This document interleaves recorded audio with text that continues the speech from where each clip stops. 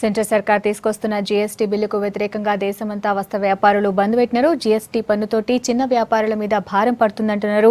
బట్టల మీద జీఎస్టీ లేకుండా చేసే వరకు పోరాటం ఆగదంటున్నారు వ్యాపారులు. దీని మీద మనతోటి మాట్లాడడానికి స్టూడియోలో Telangana state federation of textiles association president Prakash గారు ఉన్నారు. నమస్తే అండి. ఇప్పుడు జీఎస్టీ పెట్టుడు అన్నిటి మీద పెట్టారు, ప్రతి ఒక్క వస్తువు మీద పెట్టారు, కానీ మీరు మాత్రం ప్రొటెస్ట్ చేస్తున్నారు, ఎందుకు? మేడం, మీరు చూస్తే జిఎస్టీ కౌన్సిల్ ఫామ్ అయ్యే ముందు ఇటు కేంద్ర మంత్రి కానీ ఇటు స్టేట్లో కానీ వాళ్ళు చెప్పడం ఏమని జరిగింది, భారతదేశంలో మేము జిఎస్టీ బిల్లుని ఇంట్రడ్యూస్ చేస్తున్నాము, 150 దేశాలలో జిఎస్టీ సక్సెస్ఫుల్ ఉంది, అదేవిధంగా భారతదేశంలో కూడా మేము జిఎస్టీ బిల్లుని ఇంట్రడ్యూస్ చేస్తున్నాము. వాళ్ళు మాకు ప్రతి ఒక్క ట్రేడరు ప్రతి ఒక్క ఇండస్ట్రీస్కి ఏమని హామీ ఇచ్చారు, కొత్త వాటి మీద కొత్త ట్యాక్సెస్ పెట్టము, ప్లస్ ఉన్న ట్యాక్సెస్ని అదే లెవెల్లో సెంట్రల్ ఎక్సైజ్ వ్యాట్ కలిపి ఎంత అవుతుందో అది జిఎస్టీ రూపంగా అంతే ట్యాక్స్ పెడతాము, ఇక తగ్గిస్తాం కానీ దానికంటే పెంచమని వాళ్ళు మాకు ప్రతి ఒక్కరికి భారతదేశం మొత్తం మీద హామీ ఇచ్చారు. తదనం వాళ్ళు జిఎస్టీ కౌన్సిల్ ఫామ్ చేసి ఫస్ట్, సెకండ్, థర్డ్ మీటింగ్ అయింది. థర్డ్ మీటింగ్లో ఇంకా దీనికి ఫర్దర్గా వాళ్ళు ఒక డిసిషన్ ఏం తీసుకున్నారంటే, మన 29 స్టేట్ మినిస్టర్, మన 24 state ministers, finance state ministers, అదేవిధంగా 2 యూనియన్ టెరిటరీ రిప్రజెంటేషన్ అంటే 31 మంది consisting of GST council members దేని మీద ఎంత ట్యాక్స్ పెట్టాలో ఏవి 100% ఎగ్జామ్టెడ్ కింద ఇవ్వాలన్నప్పుడు ఏకగ్రీవంగా 31 మంది సెంట్రల్లో సెంట్రల్ ట్యాక్స్ ఉండి అదేవిధంగా దాని స్టేట్లో వ్యాట్ ఎగ్జామ్స్ ఉన్న గూడ్స్ అన్ని జీరో జిఎస్టీ కింద ఎగ్జామ్షన్ గూడ్స్ కింద పెడతామని వాళ్ళు డిసైడ్ చేశారు. మన మినిట్స్లో కూడా పాస్ చేసుకున్నారు. కానీ దురదృష్టశాస్తము మళ్ళీ అది 15th కౌన్సిల్ మీటింగ్కి వచ్చే మటుకి కొంతమంది కార్పొరేట్ మ్యానుఫ్యాక్చరర్స్ వాళ్ళ సొంత బెనిఫిట్ గురించి ఒక రిప్రజెంటేషన్ ఇచ్చి గవర్నమెంట్తో లాబీ చేశారు. ఏమని, మేము యాను ఫ్యాబ్రిక్ డైయింగ్ మీద మేము జిఎస్టీ కడుతున్నాము, మీరు ఫినిష్ ఫ్యాబ్రిక్స్ మీద పెట్టకపోతే మాకు ఇన్పుట్ రాదు, కాబట్టి మీరు ఫినిష్ ఫ్యాబ్రిక్స్ మీద పెట్టాలని ఇన్సిస్ట్ చేస్తే వాళ్ళ ఒత్తిడి మీద ఈ గవర్నమెంట్ 15వ జిఎస్టీ కౌన్సిల్లో June 3 నాడు నిర్ణయం తీసుకొని అనౌన్స్ చేసింది, జిఎస్టీ మేము బట్టలపై మీద 5% పెడుతున్నామని. ఇది మొదలు 2 సార్లు పెట్టనని ఇప్పుడు పెడతామని ఇది it is fault of the government. రెండోది వచ్చే మట్టుకి ఇది ఇటీవల 22-23న ఆల్ ఇండియా లెవెల్లో మాది all India textile traders meeting జరిగింది. ఆ మీటింగ్లో ఒక రిజల్యూషన్ పాస్ చేశారు. ఏమంటే 72 hours కాల్ ఫర్ బంద్ చేసి 3 అంటే 27, 28, 29 3 రోజులు all over India textile trade bandh చేయాలని పిలుపునిచ్చారు. ఆ పిలుపు ప్రకారము being a president of Telangana state federation మొత్తం 31 జిల్లాలో చెప్పబడడం జరిగింది, ఇట్లా 72 hours బంద్ కాల్ చేయమని. జిల్లాలో మాత్రం 100% సక్సెస్ఫుల్గా బంద్ ఉంది మేడం. రైట్. ఇప్పుడు జిఎస్టీ అంటే మీరు వినియోగదారుల నుంచి వసూలు చేసేది కదా, మరి మీకు వచ్చిన ప్రాబ్లం ఏంటి? ఇప్పుడు మీరు ఎందుకు 3 days సమ్మెకి వెళ్తున్నారు? సరే, కొంతమందితో లాబీ చేసి జిఎస్టీ పెట్టారు అంటున్నారు, బట్ అది మీరు వినియోగదారుల నుంచి కదా వసూలు చేసేది, మరి మీకు వచ్చిన ప్రాబ్లం ఏంటి? అదే మీరు కరెక్ట్గా అడిగారు మేడం. ఇవాళ మీరు చూస్తే ఇప్పుడు ట్రేడ్ కమ్యూనిటీలో హైయెస్ట్ బిజినెస్, హైయెస్ట్ షాప్స్ ఉన్నాయి టెక్స్టైల్, హైయెస్ట్ ఎంప్లాయ్మెంట్ ఇచ్చేది టెక్స్టైల్ ట్రేడ్. ఈ యొక్క జిఎస్టీ అనేది కంప్యూటర్ జనరేటెడ్ ట్యాక్స్ సిస్టమ్ మీద జిఎస్టీ ఉంది. ఇవాళ తెలంగాణలో ఉదాహరణకు తీసుకోండి, 31 జిల్లాలు ఉన్నాయి. 31 జిల్లాల ప్రతి ప్రెసిడెంట్ తోటి నాకు మాట్లాడడం జరిగింది. అందులో నేను బీయింగ్ ఏ ప్రెసిడెంట్ నేనే సర్ప్రైజ్ అయినాను. లైక్ మహబూబ్ నగర్, నాగర్ కర్నూల్, గద్వాల్, అట్లా 5 to 6 స్టేట్స్లలో ఒక్కొక్క స్టేట్స్లో మినిమం 121 to 158 షాప్స్ ఉన్న స్టేట్స్లలో ఒక్క షాప్ కీపర్ దగ్గర కంప్యూటర్ లేదు. ఇప్పుడు ఆ కంప్యూటర్ లేని షాప్ కీపరు ఆడ కరెంట్ కోత ఉండి, అంటే అఫ్కోర్స్ ఇప్పుడు చాలా ఉంది, ఇంటర్నెట్ ఫెసిలిటీ లేని వాళ్ళు ఈ సిస్టమ్ని 30 నుంచి 40 లక్షలు అమ్మటోళ్ళు ఈ సిస్టమ్ని అడాప్ట్ చేయడం అంత ఈజీ కాదు మేడం. ఎందుకు అంటే ఇప్పుడు లాస్ట్ డేట్ ఉంది, ఆ లాస్ట్ డేట్లో నీకు ఏదో కారణాల వల్ల నెట్ లేదు, సెంట్రల్ గవర్నమెంట్లో అది సిస్టమ్ జనరేటెడ్ నోటీసెస్ ఉంటాయి. 31st అయిపోయింది, నువ్వు సబ్మిట్ చేయలేని నీకు ఇమీడియట్ నోటీస్ ఇష్యూ అయిపోతుంది. పెనాల్టీస్ అంటారు, ఎక్కువ అంటే ప్రాసిక్యూషన్ అంటారు. సో ఈ యొక్క సిస్టము రూరల్ ఏరియాలో అంత ఇంప్లిమెంట్ చేయడం చాలా కష్టం మేడం. ఓకే. అండ్ గతంలో కూడా మీరు వ్యాట్ గురించి చాలా చాలా రోజులు 23 నెలలు పోరాడాను మేడం. 23 months. సో ఇప్పుడు ఇది కూడా అట్లాగే చేస్తారా? నెక్స్ట్ ఏ విధంగా ఉండబోతుంది మేడం? ఇది అంతా మీరు ఆల్ ఇండియా లెవెల్లో ఇది ఏది ఉన్నా కానీ మా ఆల్ ఇండియా ఇప్పుడు 30వ తారీఖు నాడు మా మీటింగ్ ఉంది ఆల్ ఇండియా ట్రేడర్స్ది. ఆ మీటింగ్లో అందరి ప్రకారం ఏ నిర్ణయం తీసుకుంటే దాని నిర్ణయం ప్రకారం మేము పాటించి డెఫినెట్లీ దాన్ని ఫర్దర్గా ఎట్లా ఎడ్యుకేట్ చేసి దీన్ని గవర్నమెంట్ని కన్విన్స్ చేసి టెక్స్టైల్స్పై జిఎస్టీ విత్డ్రా చేయనట్టు ప్లాన్ చేసి దాని తగ్గట్టు ముందెళ్తాం మేడం. రైట్. ఇప్పుడు మీరు చేస్తున్నారు చిన్న చిన్న వాళ్ళ దగ్గర నుంచి కొంచెం పెద్దవాళ్ళు, బట్ రిటైలర్స్ ఎవరైతే ఉన్నారో పెద్ద కంపెనీస్ లైక్ మ్యాక్స్ కానీ ఇట్లాంటి వాళ్ళేమి బంద్ పెట్టట్లేదు. సో దీని ప్రభావం ఏమైనా ఉంటుందా మరి? లేదు మేడం, వాళ్ళంతా రెడీమేడ్ మేడం.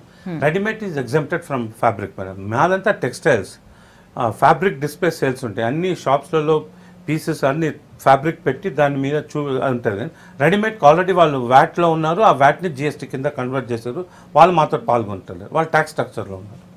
రైట్. ఇప్పుడు మీకు ఇబ్బంది అని చేస్తున్నారా, లేదంటే ఇంతకుముందు మీరు చెప్పినారు వినియోగదారులకి దీనివల్ల వచ్చే ఇబ్బంది మీరేమైనా చెప్పగలుగుతారా? ఇప్పుడు దీనివల్ల మేడం జిఎస్టీ వల్ల నేను ఫస్ట్ గవర్నమెంట్ చేసిన తప్పు ఇందాకనే మీకు చెప్పాను. సెకండ్ యాజ్ ఎ ట్రేడర్ మా ప్రాబ్లమ్స్ చెప్తాను. ఇది మొత్తం 100% క్రెడిట్ ఓరియంటెడ్ బిజినెస్ మేడం. ఇవాళ మేము అమ్మిన తర్వాత మాకు సుమారు 6 మాసాలకు డబ్బు వస్తుంది.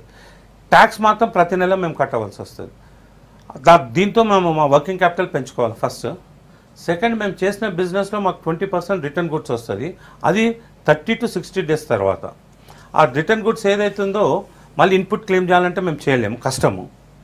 థర్డ్, మీకు తెలుసు ఇవాళ ప్రతి నెల వందలాది డిజైన్లు కొత్త డిజైన్స్ వస్తాయి. 3 to 6 months తర్వాత మళ్ళీ కొత్త డిజైన్స్ వచ్చాయన్నమాట. ఎవ్రీ మంత్ వస్తుంటాయి. ఒక 3 to 6 months తర్వాత ఆ ఉన్న డిజైన్ అవుట్. ఇప్పుడు మేము ఎగ్జాంపుల్ 10 శారీస్ కొన్నాం అనుకోండి, 2000 ఈచ్ శారీ పెట్టి 8 అమ్మేస్తాం, దానికి ప్రాబ్లం ఉండదు. ఏవైతే లాస్ట్కి 2 మిగిలిపోయినాయో అవి మేము డిస్కౌంట్ సేల్ అమ్మవలసి వస్తుంది. ఆ డిస్కౌంట్ సేల్ అది 1000 రూపాయలకో 1500కో ఏదో అమ్మవలసి వస్తుంది. ఆ డిస్కౌంట్ సేల్ అమ్మిన దానికి లాస్ట్కి ఇన్పుట్ మేము క్లెయిమ్ చేయలేము. ప్లస్ 4వది వచ్చే మటుకి బీయింగ్ 100% క్రెడిట్ ఓరియంటెడ్ మాది ఒక 0.5% బ్యాడ్ డెప్స్లో ఉంటాయి. ఈ 4 కలుపుకుంటే ఎంతైతే పర్సంటేజ్ అవుతుందో మా ప్రాఫిట్ కంటే ఇది ఎక్కువైపోతుంది. దీనివల్ల 25% shops within 3 to 6 months close చేసే పరిస్థితి వస్తుంది మేడం. ఇప్పుడు మీ ఎజెండా ఏంటండి? మేము గవర్నమెంట్ని ఒకటే కోరుతున్నాము. మీరు కౌన్సిల్ జిఎస్టీ కౌన్సిల్ ఫామ్ చేసే ముందు మీరు అన్నారు కొత్త వాటి మీద ట్యాక్స్ పెట్టమని.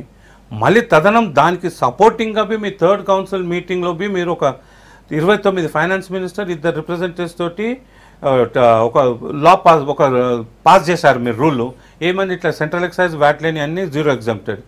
ఇప్పుడు మీరు పాటించండి, మేము ఒక ఓరో చెప్పిన దాని ఒత్తిడి మీద కాదు, మీరు చెప్పింది పాటించండి అంతే అని చెప్తున్నాం. కానీ మాకేం లేదు. మీరు మ్యానుఫ్యాక్చర్ ద్వారా మీరు ట్యాక్స్ పెట్టండి, పంచండి, సింగిల్ పాయింట్ ట్యాక్స్, దానికి మాకు ఇబ్బంది లేదు. ఎప్పుడైతే సెకండ్ స్టేజ్ థర్డ్ స్టేజ్కి వస్తుందో వాళ్ళు ఈ ట్యాక్స్ స్ట్రక్చర్ని మెయింటైన్ చేయడం కష్టం. ఇప్పుడు ఉదాహరణకి వాళ్ళ కరీంనగర్, మహబూబ్ నగర్, గద్వాల్లో వాడు 30 లక్షల వ్యాపారం చేస్తారు. వాడు కంప్యూటర్ కొని పెట్టుకోవాలి, ఒక కంప్యూటర్ ఆపరేటర్ కావాలి, ప్రతి ఒక్కటి సేల్ చేసిందంతా డే టు డే ఫీడ్ చేయాలి, పర్చేస్ చేసేదంతా డే టు డే ఫీడ్ చేయాలి. ఫీడింగ్లో ఒక్కటి తప్పున క్లెయిమ్ ఇన్పుట్ రాదు, నోటీసెస్ వస్తుంటాయి. అంటే ఇప్పుడు డిజిటలైజేషన్ చేయాలి, లేదంటే అన్ని సిస్టమ్ ఇన్ఫీడ్ ఉండాలి అన్నప్పుడు ఇది ఒక రకంగా చూస్తే మంచిదే కదా. అంటే వాళ్ళకు డేటా ఉంటుంది, బాగానే ఉంటుంది కదా ఇవన్నీ నేర్చుకుని చేసుకుంటే. Yes, we welcome madam.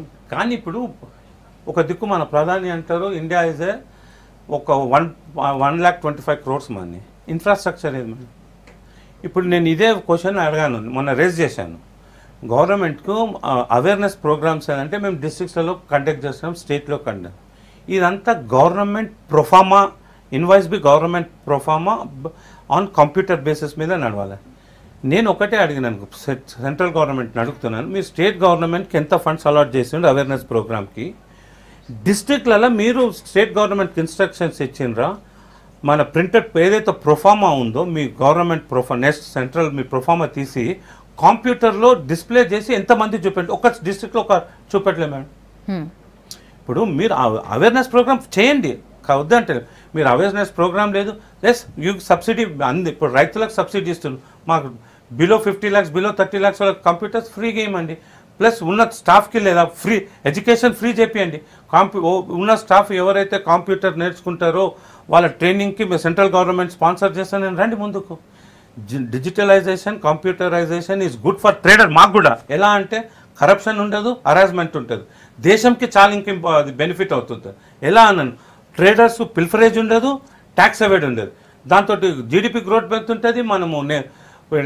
మన జీడిపి గ్రోత్ అయితే దేశానికే మంచిది, ఇన్ఫ్రాస్ట్రక్చర్ పెరుగుతుంది, టెక్నాలజీ పెరుగుతుంది, సరౌండింగ్ కంట్రీస్ తోటి మనము వితల్ కావచ్చు, వేరే స్టేట్స్ తోటి కూడా. ఓన్లీ ఇప్పుడు కొన్ని జిల్లాలు చూసుకుంటే మీరు 120 to 140 ఒక్కొక్క దాంట్లో కొన్ని ఇప్పుడు ఎంత వరకు ఉండొచ్చు మన తెలంగాణలో మొత్తం కలిపితే ఎంతమంది ఉన్నారు షాప్స్? సుమారు 31 జిల్లాలో ప్లస్ సిటీలో కలిపితే ఒక 35,000 to 40,000 షాప్స్ ఉన్నాయి మేడం. 35,000. మరి ఇప్పుడు ఈ 3 days మీరు బంద్ చేస్తే ఎటువంటి లాస్ అట్లా ఏమి ఉండదా? అంటే ఒక్కటి దీంట్లో ఏంటంటే మేడం, మాకు textile is a non perishable goods. ఇవేంది ఇవాళ అమ్మినా 15 రోజులు అమ్మినా నెల అమ్మినా ఖరాబ్. మా లాస్ వల్ల ఏమైనా ఏదైతే మేము లేబర్ ఉన్నదో ఆ 3 daysది వాళ్ళు రాకున్నా కానీ మేము లేబర్ ఇస్తాం కదా, మా లాస్ అంతే ఉంటుంది, కానీ వేరే తీరుగా అంత మాకు లాస్ ఎఫెక్ట్ ఉండదు. ఓకే, ఇది ఇప్పుడు మీరు ఇప్పుడు లాస్ ఇది 3 days అయితే లాస్ ఉండదు అన్నారు, లేబర్ లాస్ ఉంటుంది, లేబర్ లాసే ఉంటుంది, మిగతా అంతా ఉండదు. ఇప్పుడు మరి మీరు డైరెక్ట్ గా మీరు చెప్పిన ప్రాబ్లమ్స్ అంటే కొంతమంది చేయలేరు, లెక్క చేయలేరు, లేదంటే ఇన్ని లాసులు పడతాయి, ఇవన్నీ మీరు ఇచ్చే ఆ బిల్లులో వినియోగదారుడికి వేయరా? ఈ లాస్ అంతా తన మీద ఏమి ఉండదా, కేవలం మీరు మాత్రమే భరిస్తారు? అంటే 4th person కి వెళ్లకుండా 3rd person. ప్రొఫార్మా ఉంది, ప్రొఫార్మా ఏంటంటే 100 రూపాయలు ఉంటే కింద మేము 5% ట్యాక్స్ వేయాలి. మా లాస్ 5% ఎవరు ఇస్తారు మేడం? ఇస్తారు ఎవరైనా? ఓకే, సో మీరే ఉన్నారు, మీరు వచ్చి మా దగ్గర ఒకటి పర్చేస్ చేసిండు, నేను 100 రూపాయలు వేసిన యాజ్ పర్ గవర్నమెంట్ నేను కింద ట్యాక్సేషన్ సపరేట్ కింద వేయాలి. గతంలో ట్యాక్స్ నెట్ రేట్ వేసి ట్యాక్స్ వేయచ్చు, కింద ట్యాక్స్ వేయచ్చు. ఇప్పుడు రెస్టారెంట్స్కి పోతే బిల్స్ ఎలా ఉంటాయో జిఎస్టీ కొత్త లా ప్రకారం కింద ట్యాక్స్ వేయాలి. ఇప్పుడు నేను కింద ట్యాక్స్ వేసి నా లాస్ట్ 8% అని రాసి మీకు ఇస్తే మీరు ఇస్తారా? నీ లాస్ నాకేందుకు నువ్వు ట్యాక్స్ ఇవ్వండి, మీరే కోర్టుకు పోతారు, కోర్టు మాకు నోటీసెస్ వస్తాయి. అంటే ఇప్పుడు ఆల్ త్రూ మీరు లాస్ అని అంటున్నారు తప్ప అక్కడ లాస్ అని లేకుండా అయితే ఉండదు అంటారు, అంటే మీరు అక్కడ లాస్ కంపల్సరీ ఉంటుంది అని అంటారు? తప్పకుండా అప్ టు, అంటే నేను అదే అన్నాను మీకు, 30 to 50 lakhs లోపల ఉన్న వాళ్ళు ఉండలేరు, అవన్నీ వైండప్ చేస్తారు. ఇప్పుడు ఫర్ ఎగ్జాంపుల్ ఒక డిస్ట్రిక్ట్ దాంట్లో 100 మంది ఉన్నారు, ఒక 8 నుంచి 10 మంది 80, 90, 1 crore అమ్ముతారు, వాళ్ళకి అంత ఉండదు. బట్ నువ్వు 10 మందికి చూడకండి, ఇప్పుడు మెజారిటీ 90% మంది ఏదైతే ఎఫెక్ట్ ఉందో దాని గురించి గవర్నమెంట్ కేవలం ఆ 10% సెక్టర్ చేస్తారు. మా ట్రేడ్ యూనియన్స్ అన్ని మేము ఏమంటే టేక్ యావరేజ్ లా ఆఫ్, ఇప్పుడు వ్యాట్ ఉన్నట్టే జిఎస్టీ లా ఆఫ్ యావరేజ్ తీసుకోమంటాం మనం. ఇప్పుడు వ్యాట్ ఉన్నట్టే జిఎస్టీ కూడా కదా, మీరు లాస్ట్ లో వాల్యూ యాడెడ్ ట్యాక్స్ ఎట్లా ఇస్తారో దాన్నే వేస్తారు. మాకు టెక్స్టైల్స్ కి ఎగ్జామ్టెడ్ ఉంది కదా మొదటి సంది, ఇప్పుడు ఇండిపెండెన్స్ నుంచి ఇవాళ దాకా టెక్స్టైల్స్ పైన ట్యాక్స్ లేదు. అన్ఫార్చునేట్లీ ఈ గవర్నమెంట్ ఫస్ట్ పెట్టనని ఇప్పుడు పెడుతున్నది, ఫస్ట్ 2 సార్లు పెట్టను అన్నది, ఒకసారి కాదు. ఫస్ట్ ఏమన్నా ఫామ్ చేసామని కొత్త ట్యాక్స్ పెట్టామనేది, రెండో దాంట్లో ఈ సెగ్మెంట్లో లేని ట్యాక్స్ పెట్టమని చెప్పి మళ్ళీ ఇప్పుడు రీసెంట్లీగా June 3న అనౌన్స్ చేసింది, మేము టెక్స్టైల్స్ పైన 5% ట్యాక్స్ పెడుతున్నాము. ఓకే, సో నెక్స్ట్ ఏంటండి, ఇప్పుడు ఒకవేళ గవర్నమెంట్ మీ యొక్క ప్రొటెస్ట్ని కనుక అంగీకరించకపోతే నెక్స్ట్ ఏం చేయాలనుకుంటున్నారు? డెఫినెట్లీ మేడం, ఇప్పుడు మళ్ళీ నెక్స్ట్ 30th మా all India textile traders meeting ఉంది, ఢిల్లీలో ఉంటుంది. అందరు అభిప్రాయాలు తీసుకొని దీనిపై గవర్నమెంట్కి రిప్రజెంటేషన్ ఎలా గీయాలి, ఏ తీరు గీయాలని పోరాడి వాళ్ళకి కన్విన్స్ చేసి మా బాధలని చెప్పి తీసేస్తాం. బట్ టెక్స్టైల్ పై విత్డ్రా చేస్తాడు గవర్నమెంట్ అని కూడా మనం కాన్ఫిడెంట్ ఉన్నాం. బిలో 30% ఎంతమంది వరకు ఉంటారు? అంటే 50 పైన ఉన్న వాళ్ళకి మీకు ప్రాబ్లం ఏం లేదు, వాళ్ళు పెద్ద టర్న్ ఓవర్స్ ఉంటే వాళ్ళు ఆల్రెడీ వాళ్ళ దగ్గర అంత ఇన్ఫ్రాస్ట్రక్చర్ ఉంటుంది మేడం. ఇప్పుడు 10% ఇప్పుడు మీరు ఇవాళ మీరు ఒక డిస్ట్రిక్ట్ ఉంది, ఆ డిస్ట్రిక్ట్లో 100 షాపులు ఉంటే ఒక 10 షాపుల దాకా అబోవ్ యావరేజ్ ఉంటాయి, మళ్ళీ 40 to 60% దాకా యావరేజ్ ఉంటాయి, మిగతా బిలో యావరేజ్ ఉంటాయి. బిలో యావరేజ్ అయితే ఎట్లానే అయిపోతాడు, ఈ యావరేజ్ ఉన్న షాప్స్ కూడా చాలా ఎఫెక్ట్ పడుతుంది. కేవలం ఇది కార్పొరేట్ రాజ్ అయిపోతుంది మేడం. ఈ ట్యాక్స్ గిన్ వస్తే లోవర్ అండ్ మిడిల్ సెగ్మెంట్ తోటి అన్ఎంప్లాయ్మెంట్ అయిపోతుంది, కార్పొరేట్ రాజ్ అయిపోతుంది. రైట్, థ్యాంక్ యూ అండి, థ్యాంక్ యూ సో మచ్ డిస్కషన్లో పార్టిసిపేట్ చేసినందుకు. That's all for now. Keep watching V6 news.